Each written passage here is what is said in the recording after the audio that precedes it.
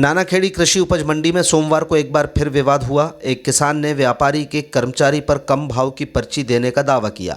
इसके बाद मामले ने तूल पकड़ा और व्यापारी के कर्मचारी ने किसान पर तमाचा मारने का आरोप लगा दिया।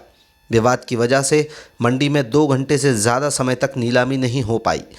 जानकारी सामने आई है कि नानाखेड़ी मंडी में रोज़ाना की तरह सोमवार को भी व्यापारी उपज की नीलामी कर रहे थे। तभी ग्राम उकावत निवासी किसान कुलदीप रघुवंशी ने दावा किया कि उसकी उपज अग्रसेन ट्रेडर्स ने गेहूं 2470 रुपये प्रति क्विंटल में ख़रीदा, लेकिन उसे पर्ची नहीं दी। इसके बाद कर्मचारी ने किसान को 2455 रुपये प्रति क्विंटल की पर्ची दी, जिस पर किसान नाराज़ हो गया।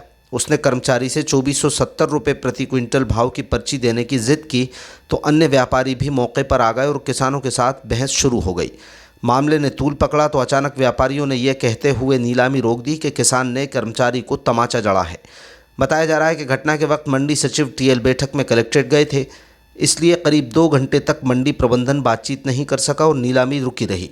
मंडी सचिव के आते ही कार्यालय में किसानों और व्यापारियों की समस्या सुनी गई, जहां दोनों पक्ष एक दूसरे पर आरोप लगाते रहे। आखिर में व्यापारी ने 2 टूक कह दिया कि उपज खरीदने के लिए जितनी राशि की पर्ची दी है उतने ही भाव में खरीदी होगी। हालांकि किसान संतुष्ट नजर नहीं आया। इसके बाद आंधी तूफान की वजह से नीलामी कई घंटों तक रुकी रही। क्या नाम है आपका? मेरा नाम कुलदीप रघुवंशी, ग्राम उकावत। हाँ, फसल बेचने के लिए आए थे गेहूँ की। 2470 रुपये बोली लगाई। वो 3 टलावरी आगे चले गए। 3 टलावरी आगे जाने के बाद मैंने बोला मेरे पर्चा नहीं दिया। फिर वो पर्चा मुश्किल से पर्चा देने आया। वो पर्चा देने के बाद मैंने पूछा कि वो 55 का घटाया कि 2455 का। मैंने बोला 70 का मिल गई।